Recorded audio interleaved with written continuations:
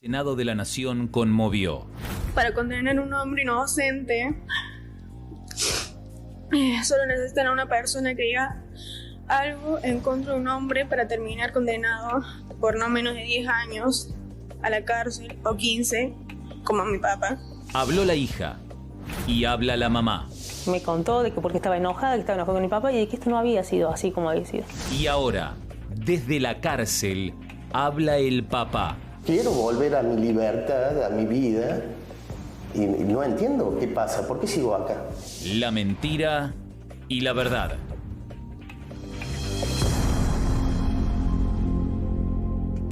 El caso estremece y abre un debate urgente sobre los protocolos de la justicia en casos de abuso intrafamiliar. Una familia como tantas, en este caso de la provincia de Córdoba, y en un segundo sucede algo que cambia la vida para siempre, Guille. Una discusión en el seno de una familia, un adolescente, porque Jazmín en esa oportunidad tenía 14 años, rebelde, empieza a discutir fuertemente con su papá. Ella se recluye en su habitación a los gritos con su papá. Y es en ese momento que acude la ayuda para contenerla de su mamá. Y le dice, le faltaste el respeto a tu papá, fuiste demasiado lejos, superaste los límites. Y ella dice, en ese momento, Jazmín, 14 años, que hizo eso porque su papá, tiempo atrás, la había manoseado. Terrible. Claro, esto provocó primero una denuncia, un juicio y una condena contra su padre. Pero ella, Jazmín, termina reconociendo que era todo mentira. Y no lo decimos nosotros, lo dice ella, lo dijo ella, nada más y nada menos que en el Senado de la Nación. Mi nombre es Ana Jazmín Carro y vengo a contar mi historia. Una historia donde no solo hubo una falsa denuncia de mi parte, sino una persecución del polo de la mujer, cómplice con la justicia de Córdoba. Para condenar a un hombre inocente, solo necesitan a una persona que diga algo en contra de un hombre para terminar condenado por no menos de 10 años a la cárcel o 15, como mi papá. Necesitan a alguien como yo para acomodar y manipular toda la información para llegar a su fin. Mi historia comienza cuando tenía 14 años.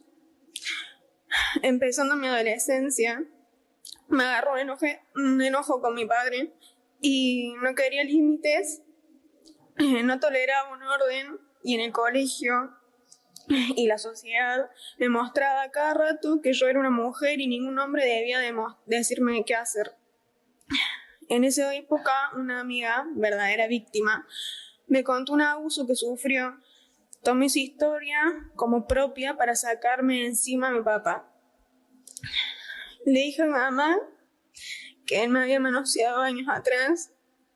Ella, sin dudarlo, lo enfrentó. Al tiempo lo detuvieron a mi papá y noté que las cosas habían ido demasiado lejos. Hablé con mi abuela, le conté lo que pasó y que había mentido. Me acompañé a decir la verdad, pero no me dejaron. Y nunca me dejaron. Y hasta el día de hoy no puedo hacerlo. Bueno, ahora puedo. Pero sigo esperando a poder y que se me escuche. El testimonio estremece, tremendo. Estábamos escuchando y viendo a la hija de un hombre que hace 4 años está preso. La mujer que estaba al lado de ella es la mamá, que la acompañó durante la presentación en el Senado, Guille. Sí, la mamá, Lorena, estaba allí en la presentación en el Senado de la Nación acompañando a su hija, a Jazmín, que hoy es mayor de edad y por eso pudo hacer esta presentación y decir lo que dijo. Imaginen el shock de esta mujer, acompañando, conteniendo a su hija y tratando de entender qué fue lo que ocurrió. Y ella, Lorena, también hoy es una pieza clave para entender qué es mentira, qué es verdad, qué pasó, qué fue realmente lo que ocurrió entre su hija y su esposo. Mirá, lo escuchamos. Y esta historia empieza cuando empieza la pandemia, más o menos. No me recuerdo bien si Jazmín no había lavado los platos que le correspondían por las tareas diarias que tienen todos en casa. Mi marido le dice de que porque no había lavado los platos y ella le empieza a contestar y en ese reto ella se enoja. Mi marido la reta y la manda a la habitación. Vemos todo, yo voy a retarla y a explicarle que no tiene por qué faltarle respeto a su padre. Y ella me dice, yo no lo voy a respetar porque mi papá me tocó cuando yo era chica. Y le digo, hija, ¿qué me estás diciendo, hija? Sí, mi papá me tocó cuando vos te fuiste al taller específicamente en el 2012 había sido. Me fui a la habitación y le dije, Julio, levántate y te vas. Así de esta forma. Porque la verdad es que estaba muy enojada, no podía creer de que él pudiera haber hecho eso y menos con nuestra hija. Que no iba a permitir ni que él ni que nadie pudiera hacer esto. Y ella me había dicho que había sido un manoseo. Todo lo demás, lo del acceso carnal, todo eso fue agregado después cuando fuimos a hacer la denuncia. Jazmín me acaba de decir que vos le tocaste cuando era chica. Y él, la verdad, que totalmente sorprendido, me dice, Lorena, ¿qué estás hablando? Y bueno, estuvimos ahí discutiendo, te vas, y me dice, Lorena, pero escúchame, y él quería que le escuchara, ¿cómo iba a pasar eso? ¿Qué una locura? Me dice, ¿querés que vamos a denunciar? ¿Querés que hagamos esto? ¿Qué quieres que hagamos? O sea, soy inocente, Lorena, ¿cómo vas a decir esto? Y bueno, y fuimos nosotros, ¿no? Ella nunca me pidió esto.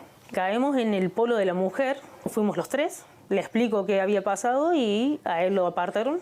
Entonces, bueno, volvemos a casa, como tratando de seguir como más se pudiese, y le dije, bueno, hija, tu papá no va a volver a casa, vamos a volver, más adelante te van a llamar, van a tener psicólogos, todo esto. Más o menos al mes, en una discusión, una pelea de chicos con mi otro hijo, Jazmín, se peleaban y yo les reto que no haga esto, que no haga el otro. Me dice, vos me retas a mí porque estás enojada. Estás enojada porque mi papá se fue, se te nota. Le digo, ¿querés que hablemos de esto, Jazmín? Me contó de que porque estaba enojada con mi papá y de que esto no había sido así como había sido. Le digo, ¿cómo que no fue así, Jazmín? No, yo estaba enojada con el papá y te dije esto a vos, pero no pensé que me ibas a llevar allá, no pensé que iba a pasar todo esto, ¿no? Bueno, le digo, tranquila, y fue de la misma forma que le escuché la primera vez, le dije, bueno, fue un error. Y listo, así como fuimos la otra vez, voy a ir a hablar, le digo, mañana tranquila, hija, va a estar todo bien, se va a solucionar y son cosas que pasan, o sea. Y me dijeron que yo no podía levantar la denuncia, que eso no existía y que la investigación seguía. Al año siguiente lo detienen a él, después de una pericia psicológica y cámara que le hacen a ella. Y ahí es donde empieza todo lo que es tribunales a inventar una historia que nunca sucedió. ¿Por qué lleva una revisación médica? Porque para llegar a una revisación médica tiene que tener a ella haber dicho algo más. Y ahí dice que ella dijo en algún momento que el padre lo obligaba a tener sexo oral. Que en su declaración primera no está en ningún lado, pero ahí lo agregan. Y de ahí sale el acceso carnal que después todo el tiempo lo ponen y que ella nunca lo dijo. Se han ido muchísima gente con toda esta situación, hay mucha gente que se va, familia de estar todo el día, familia directa de estar todo el día conmigo, de golpe desaparecer. Pero tengo personas, se van muchas, pero vienen personas muy buenas, así que apoyo de amigas principalmente que me mantienen fuerte para poder seguir. Todos los peritos, psicólogos, todos los que estuvieron a cargo de la causa esta, lo único que hicieron fue avalar una mentira, no querer mostrar la verdad, que la justicia vuelva a ser justicia y que por fin salga en libertad porque es un hombre inocente. ¡Qué drama! Evidentemente, la mamá está convencida ahora de la inocencia de su esposo y que todo esto tiene el origen en un enojo adolescente de su hija. Bueno, mientras tanto, hay un hombre que está preso, un supuesto abusador, nada más y nada menos que aparte de su propia hija. Sí, una situación desesperante, una situación intrafamiliar sobre la cual evidentemente la justicia debe echar luz próximamente porque aquí hay una situación que debe resolverse sin duda. Y este protagonista es realmente muy importante, es nada más y nada menos que el papá de Jazmín, que tiene que cumplir una condena de 15 años de prisión, que está preso y ya lleva 4 años tras las rejas en la cárcel y por primera vez dice su verdad, da su versión de los acontecimientos y lo hace de la siguiente manera. Por una discusión en el ámbito familiar que desencadena un capricho de una menor, que es mi hija, donde le cuenta a la madre que yo la tocaba cuando era chica. Esto desencadena una discusión, terminamos en una unidad judicial. Fui, las llevé y dije, acá estoy. Investiguen, busquen, que yo no hice nada. A mí me llevan a una especie de celda fuera de lo que yo esperaba. Yo esperaba un ámbito con algún tipo de psicólogo, perito, que no hablara como familia y investigara en ese momento o viera en ese momento qué estaba pasando. No pasó eso. En ese lugar, después de 4 horas me llaman y me imputan por un delito de abuso sexual con acceso carnal. Mi esposa, en un lapso de aproximadamente 20 días, se comunica conmigo y me dice, me pide perdón por toda la situación, por cómo me trató. Y me dice que Jazmín le dijo que era mentira, que pedía perdón por lo que había hecho, que era mentira. Lorena varias veces llamó a esta entidad y le decían de que eso se pone para que se investigue, porque un tocamiento no se investiga. Entonces le agregan ese acceso carnal para que se investigue, supuestamente le dicen eso. Yo hoy estoy condenado por ese delito, por un delito de abuso sexual con acceso carnal. La detención mía no tenemos muy en claro por qué ocurre, porque si tenemos un parte médico donde dice que no hay un acceso carnal, que eso sí es una prueba contundente, ellos se respaldan con un parte psicológico, siendo que hay un parte médico de tipo forense que dice que no. Yo la comunicación que tengo con Jazmín es a través de la mamá, porque no puedo tener una comunicación directa por cuestiones legales, pero desde ese primer momento donde ella ya le dice a la madre que pide perdón y que esto volvió a su punto de partida, seguimos siendo una familia, yo sigo siendo su papá, sigo amando a mi hija y ella ama a su padre. Es una situación de la que eso, o sea, ¿quién lo evita? ¿Quién impide eso? Jazmín se ha animado, hoy, con mayoría de edad, se anima a contar las cosas y nadie la manipula, porque nadie manipula a una persona adulta, a una persona mayor de edad. Ella lleva más de un mes esta declaración y yo sigo detenido.